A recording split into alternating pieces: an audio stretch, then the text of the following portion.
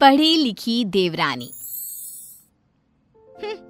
अगर आज मैं भी पढ़ी लिखी होती तो मैंने मोहल्ले में हो रहे कंपटीशन को जीत लिया होता और अच्छी खासी मोटी रकम जीतकर आपके हाथ में थमाई होती। माँ बड़ बोली, ज्यादा मत बोल। जितना तेरा कद है ना उससे भी 50% कम बोला कर।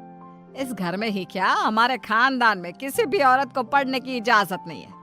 देख तेरी बड़ी भाभी मधु, ये भी कहाँ पढ़ी है, इसके घर वालों ने भी इसे पढ़ने नहीं दिया। तो अब आप बाकी लोग जो करेंगे वही करोगी? पढ़ना सिर्फ लड़कों के हाथ में है। किताब, पेन, पढ़ाई ये आदमी ही कर सकते हैं, क्योंकि उन्हें ही तो आगे जाके कमाना है। औरतों को तो सिर्फ बेलन, झाड़ू और पोछा यही करना है जीवन भर। और तेरे इस कंपटीशन को जीत कर मुझे नहीं चाहिए पैसे। मेरा बड़ा बेटा सागर अब कमा रहा है और छोटा बेटा तेज भी अपने कॉलेज की पढ़ाई के बाद कमाएगा ही। तारिनी, तू तो बस अपनी बड़ी भाभी से खाना बनाना और घर के बाकी काम करना सीख ले। सच में आप सबकी सोच ना जमीन में धसी हुई रहेगी लाइफ टाइम। न जाने क्यों मैं इस घर में पैदा हुई।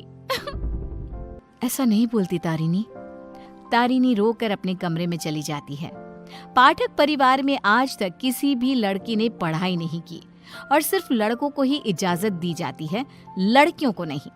बिंदु के 2 बेटे होते हैं। बड़ा बेटा सागर जो एक अच्छी नौकरी करता है और उसकी बीवी मधु है, और छोटा बेटा तेज जो अभी कॉलेज में अपने लास्ट ईयर की पढ़ाई पूरी कर रहा होता है। बिंदु और यशराज ने कभी अपनी बेटी तारिनी को पढ़ने नहीं दिया, जिसकी शिकायत वो आज तक करती है। तेज को अपने कॉलेज में प्रीति नाम की एक लड़की से प्यार हो जाता है। प्रीति, वो दरअसल मुझे ये बात तुमसे बहुत समय से कहनी है। कल इकोनॉमिक्स के क्लास के बाद मैं तुम्हारे लिए रुका भी था, लेकिन तुम चली गई। बोलो ना तेज, क्या हुआ? क्या कहना है तुम्हें? प्रीति, अब मुझे तुमसे प्यार हो गया है। क्या तुम मुझसे शादी करोगी?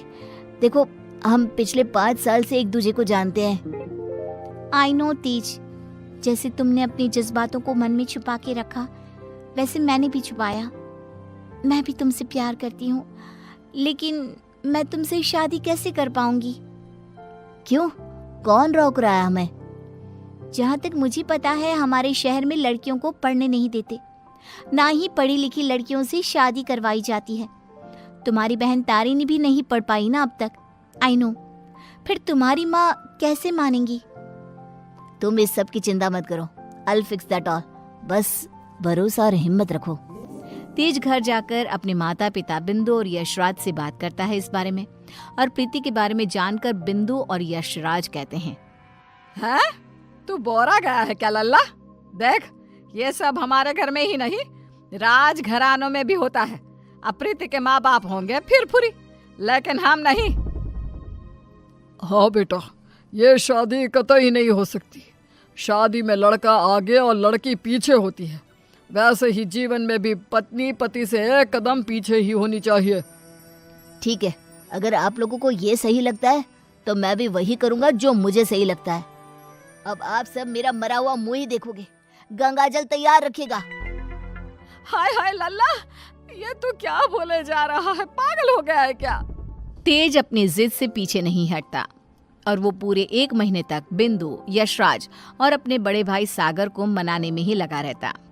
तब कहीं जाकर कुछ महीनों बाद वो सब राजी होते हैं और कॉलेज की पढ़ाई खत्म होते ही 1 साल बाद तेज और प्रीति की शादी हो जाती है। लेकिन बिंदु, यशराज और सागर अब भी इस शादी से थोड़े से नाखुश ही होते हैं। जब घर के सभी आदमी खाना खाने बैठते हैं तब प्रीति भी उनके साथ खाना खाने के लिए बैठती है। तभी, अरे ओ कल की अंधी, पागल हो गई है क्या? अरे माना कि तुम एक पढ़ी लिखी लड़की हो, लेकिन इसका मतलब ये तो नहीं ना कि घर के और ससुराल के तौर तरीकों का पालन भी ना किया जाए।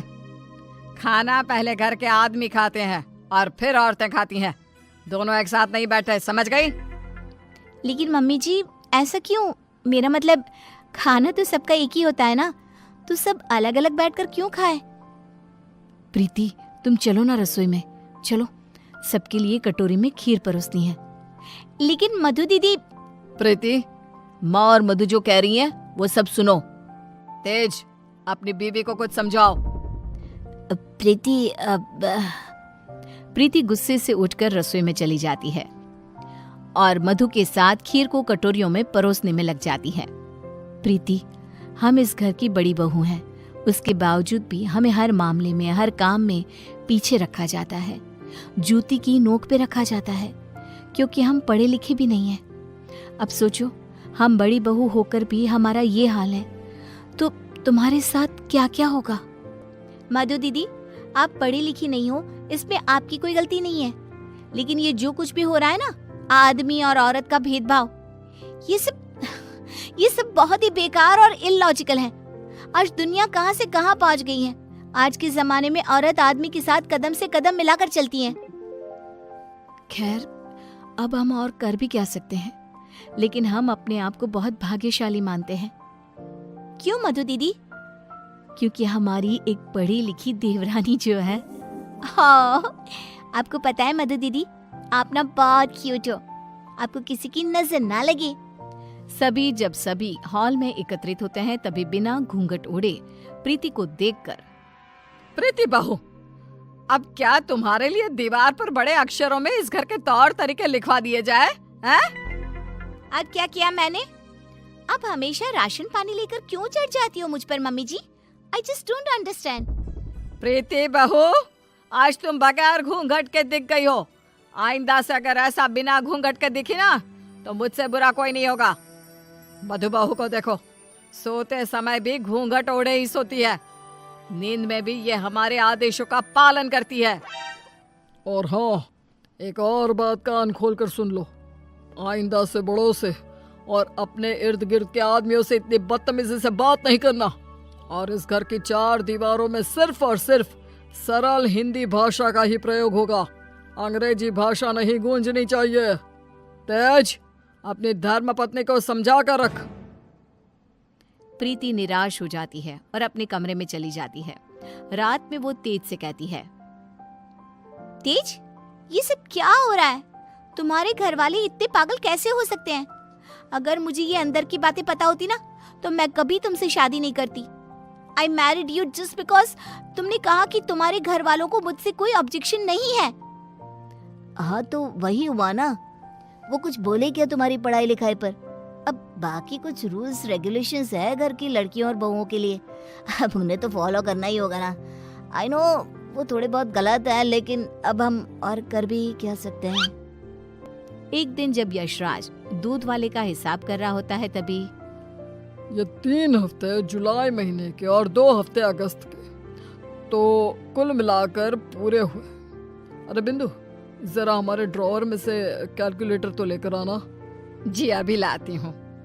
बिंदु कैलकुलेटर लाती है और तभी प्रीति भी वहाँ आती है और यशराज को हिसाब करते देखती है। ओफो, ये कैलकुलेटर चल क्यों नहीं रहा? अब मैं हिसाब कैसे करूंगा?